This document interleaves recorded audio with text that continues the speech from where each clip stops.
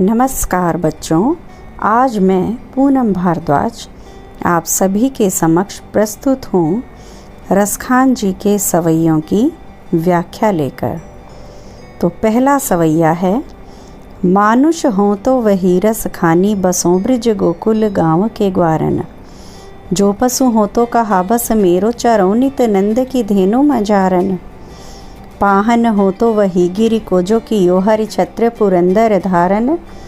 जो खग हो तो पसेरो करो मिली कालिंदी कुल कदम्ब की डारन। तो इन पंक्तियों में रसखान जी ब्रज भूमि के प्रति अपना अनुराग, अपना प्रेम, अपना लगाव प्रकट करते हुए कहते हैं कि यदि मैं अगले जन्म में क्या बनूं? मनुष्य बनूं। मानुष का अर्थ है मनुष्य बनूं तो कहाँ पर मेरा जन्म हो?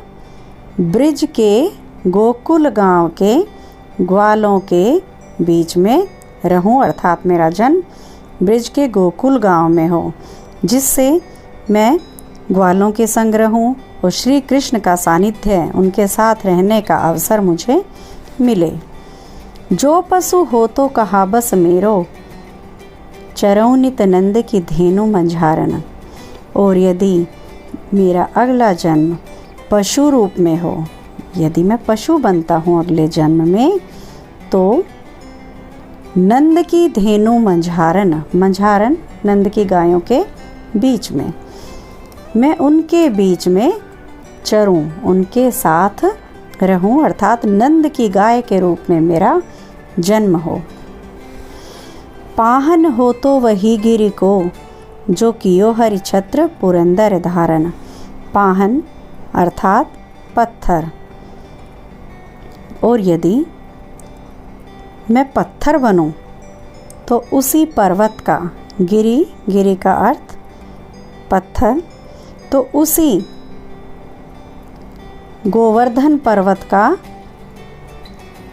अंग बनूं, जिसे पुरंदर धारन, पुरंदर इंद्र, हरिछत्र हरि का छाता। आपने देखा होगा गोवर्धन पर्वत को श्री कृष्ण ने अपनी उंगली पर उठा लिया था, धारण कर लिया था। तो यदि पत्थर बनो तो उसी गोवर्धन पर्वत का अंग बनो, जिसे इंद्र के कोप से बचने के लिए कृष्ण ने छत्र के रूप में अपनी उंगली पर धारण कर लिया था। और यदि मेरा जन्म पक्षी रूप में हो, यदि मैं पक्षी बनूं, तो कहाँ? कालिंदी, यमुना, कूल, किनारा, कदम्ब का पेड़, जिस पर बैठकर भगवान कृष्ण बांसुरी बजाते थे। तो मेरा बसेरा उसी कदम्ब के पेड़ की डालियों पर हो, जिस पर बैठकर भगवान कृष्ण बांसुरी बजाया करते थे। इस प्रकार मैं ब्रिज भूमि से नाता बनाए रखना चाहता हूँ। वो चाहते हैं कि मेरा किसी भी रूप में जन्म हो, लेकिन उनका संबंध कृष्ण से संबंधित चीज़ों से हो। मुझे ऐसा लगे कि मैं कृष्ण के साथ हूँ, अर्थात वो कृष्ण का साथ ही चाहते हैं। तो इस सवैये की विशेषता है कि यह सवैया रसखान जी ने ब्रिज भाषा में रचा है, और रसखान जी ने इच्छा की है कि मनुष्य बनने पर अगले जन्म में वे गोकुल के गांव में ही विहार करना चाहेंगे। अगर पशु बने तो गाय बने और उन्हें कृष्ण का प्रेम प्राप्त हो, स्नेह मिले। अनुप्रास अलंकार का सुंदर प्रयोग किया गया है। यहाँ पर एक विशेष बात है कि ब्रिजवासियों की सुरक्षा के लिए कृष्ण ने गोवर्धन पर्वत को अपनी उंगली पर उठा लिया था। अब बच्चों, दूसरा सवैया है, यालकुटियरु कामरिया पर राज तिहुपुर कोत जिडारो। आठहु सिद्धि नवोनिधि के सुख नंद के गाय चराई बिसारो। रस खान कबो इन आखिन सो ब्रज के बन बाग तड़ाग निहारो, कोटिक एकल धोत के दाम करील के कुंजन ऊपर वारो। रसखान कृष्ण से जुड़ी वस्तुओं के प्रति प्रेम भाव व्यक्त करते हुए कहते हैं कि उन्हें चाहे कुछ भी दे दिया जाए, लेकिन कृष्ण की लाठी और कंबल, लकुटी लाठी और अरु और कामरिया कंबल, कृष्ण की लाठी और कंबल के लिए वे तीनों लोकों का राज त्यागने के लिए तैयार हैं। राज तिहु पुर को तजी डारो, कि तीनों लोकों का राज भी अगर उसे दे दिया जाए तो वो नहीं अपनाएंगे, उनका त्याग कर देंगे। आठों सिद्धि नवो निधि के सुख नंद की गाय चराई बिसारो। 8 सिद्धियाँ और 9 प्रकार के सुख, उनको भी वे नंद की गाय चराने के लिए त्याग सकते हैं। वे अगर उन्हें इस प्रकार का सुख भी दे दिया जाए और उसके बदले में कहें कि आपको नंद की गाय चरानी है, तो नंद की गाय चराने का सुख प्राप्त करेंगे। अर्थात कवि के हृदय में कृष्ण के प्रति अगाध प्रेम भाव विद्यमान है। वे उनकी वस्तुओं के प्रति अपना सब कुछ त्यागने के लिए तत्पर हैं। रसखान कहते हैं, रसखान कबऊ इन आखिन सो ब्रज के बनबाग तड़ाग निहारों। वे हृदय इस उत्कंठा से भरा हुआ है कि वो कब अपनी इन आँखों से ब्रजभूमि के वन, बाग और तालाब देखने को मिलेंगे उसे। वो इन चीज़ों को कब देख पाएंगे, अर्थात ब्रजभूमि में कब जा पाएंगे और अपनी आँखों से उस ब्रजभूमि के वन, जंगल, बाग, तालाब को देखेंगे जहाँ पर कृष्ण विचरण करते हैं। मैं ब्रज की लताओं से लदी कांटेदार झाड़ियों के ऊपर, अगर मुझे कोई कहे कि आपको कांटेदार झाड़ियाँ देनी हैं या कोटिक एकल धोत, करोड़ों रुपयों के मतलब करोड़ों कलधोत के धाम, सोने चांदी के महल भी दिए जाएं, तो मैं वो ना लेकर मैं ब्रजभूमि की कांटेदार झाड़ियों को लेने के लिए तैयार हूँ। मैं ये सब सोने चांदी के महल उन पर न्यौछावर कर सकता हूँ और ये सभी त्याग कर मैं ब्रजभूमि में निवास करने के लिए तत्पर हूँ। यहाँ कवि ने कृष्ण के प्रति अपनी अनन्य भावना को, भक्ति भावना को व्यक्त किया है। वो कृष्ण की लीला भूमि, जहाँ पर कृष्ण ने लीलाएं की थीं, उस ब्रज क्षेत्र में रहने के लिए संसार के सभी सुखों को त्यागने के लिए तैयार हैं। अनुप्रास अलंकारों का स्वाभाविक प्रयोग हुआ है, प्रसादगण तथा शांत रस का परिपाक हुआ है और सवैया छंद का प्रयोग यहाँ पर किया गया। अब तीसरे सवैये की ओर चलते हैं हम बच्चों। मोर पखासिर ऊपर राखी हो गुंज की माल गरें पहिरोंगी, ओढ़ी पीतम्बर लय लकुटी बन गोधन ग्वारनी संग फिरोंगी। भाव तो वही मेरो रस खानी सो तेरे कहे सब स्वांग करूँगी, या मुरली मुरली धर की अधरान धरी अधरान धरोंगी। अब यहाँ पर कवि ने कृष्ण के प्रति अपनी अनन्य प्रेम भावना को व्यक्त किया है। गोपियाँ कृष्ण के प्रेम में इतनी आसक्त थी कि वे उनकी मुरली को अपनी सोत समझती थीं। कृष्ण का वेश धारण किए हुए एक गोपी दूसरी गोपी से क्या कहती है? मोर पखा सिर ऊपर राखी हों। मोर पखा, मोर पंख से बना मुकुट, राखी हों रखूँगी। गुंज की माल, गुंज घुंघची एक विशेष प्रकार का मोती, गले में पहनूंगी। ओढ़ी पीतम्बर, ओढ़ूंगी पीतम्बर, पीले वस्त्र, लकुटी लाठी, गोधन गाय, ग्वारनी ग्वालिनी ग्वाले, संग फिरूंगी उनके साथ घूमूंगी। सखी कहती है दूसरी सखी से, मैं मोर पंख को अपने सिर पर धारण करूँगी और गुंजा की माला भी गले में पहन लूँगी। इतना ही नहीं, मैं हाथ में लाठी लेकर और पीले वस्त्र ओढ़कर गायों और ग्वालों इनके संग जंगल में विचरण करूँगी।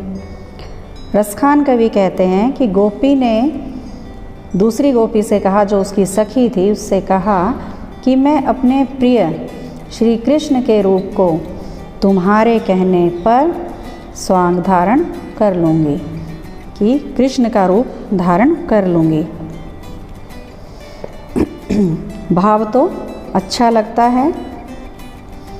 स्वांग देखा होगा आपने, वेश बदलना, जैसे फैंसी ड्रेस में आपने बच्चों को देखा होगा, वो किसी भी चरित्र को अपना लेते हैं, विशेष को, जैसे कोई गांधी जी बनता है, कोई सुभाष चंद्र बोस का रूप अपना लेता है, कोई परी बन जाता है, तो ये होते हैं एक तरह से स्वांग, वेश बदलना। तो यहाँ पर गोपी कहती है कि मैं अपने प्रिय कृष्ण के रूप को तुम्हारे कहने पर धारण कर लूँगी, लेकिन उस पर भी उसकी एक शर्त है। क्या? मुरलीधर किसे कहा है?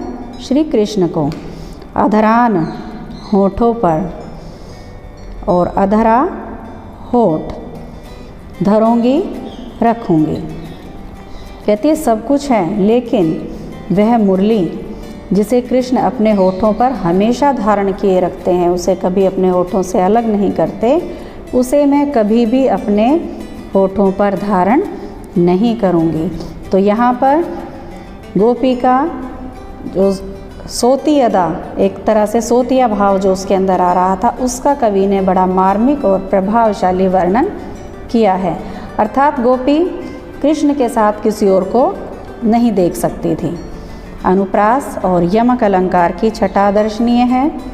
साहित्यिक ब्रज भाषा का प्रयोग किया गया है। श्रृंगार मिश्रित भक्ति रस का सुंदर परिपाक है और सवैया छंद का प्रयोग किया गया है। अब चौथा सवैया है बच्चों। काननी दे अंगूरी रही बो जब ही मुरली धुनि मंद बजई हैं, मोहनी तानन सोरस खानी अटाचड़ी गोधन गई है त गई हैं, टेरी कहो सिगरे ब्रज लोगनी काली कऊ कितनो समुझई हैं, माई रिवा मुख की मुस्कानी संहारी न जई है न जई है न जई है। जब कृष्ण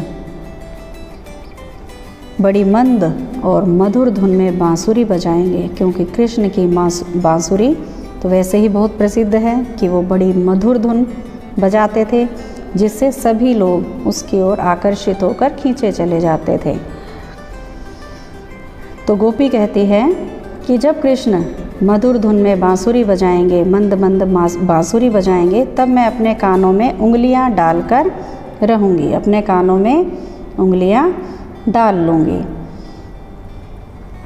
काननी कान, कानों में अंगुली, जब ही मुरली धुन, मुरली बांसुरी धुन उसकी ध्वनि, मोहनी तानन सोरस खानी अटाचड़ी गोधन गई है त गई है। वह उनकी मुरली की तान की ओर ध्यान नहीं देगी, फिर चाहे मुरलीधर कृष्ण, भगवान श्री कृष्ण के बारे में कहा है, फिर चाहे कृष्ण अपनी अटारी पर चढ़ जाएं, अपनी छत पर चढ़ जाएं और गोधन नामक लोकगीत की धुन भी बजाते रहें। गोधन एक प्रकार का लोकगीत है, उस पर बेशक से चढ़कर अपनी बांसुरी बजाएं तो भी मुझ पर उसका कोई असर नहीं पड़ेगा। चाहे मोहिनी तान में बांसुरी बजाएं, अपनी अटारी पर चढ़ जाएं, लेकिन मुझ पर उनकी बांसुरी की धुन का कोई असर नहीं होगा, मैं उधर ध्यान ही नहीं दूंगी। हे गोकुलवासियों, तेरी कहो सिगरे ब्रज लोगनी।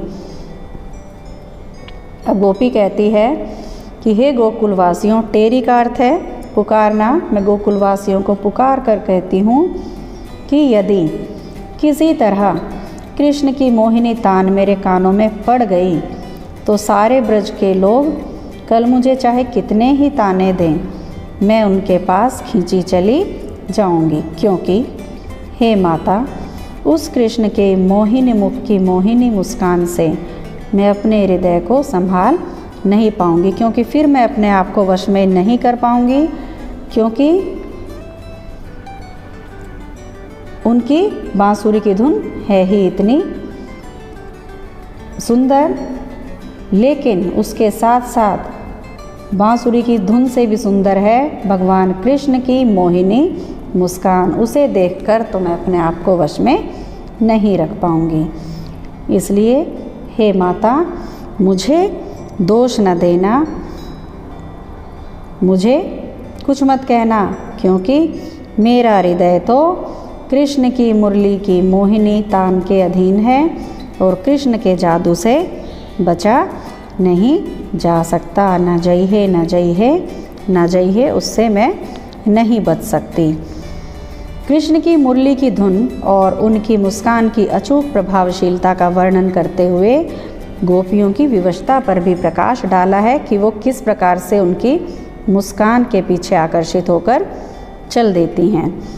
अनुप्रास अलंकारों का साहित्यिक प्रयोग किया गया है। सहज सरल और साहित्यिक ब्रज भाषा का प्रयोग है। माधुर्य गुण और श्रृंगार रस है और सवैया छंद का प्रयोग किया गया है। तो बच्चों, ये थे आपके चारों सरलार्थ, उन सरलार्थों की व्याख्या। तो आप मेरे इस वीडियो को शुरू से अंत तक ध्यानपूर्वक देखेंगे और समझेंगे। जिन बच्चों ने इस चैनल को, पूनम भारद्वाज नाम के चैनल को सब्सक्राइब नहीं किया है, वो इसे सब्सक्राइब भी करेंगे। थैंक यू बच्चों।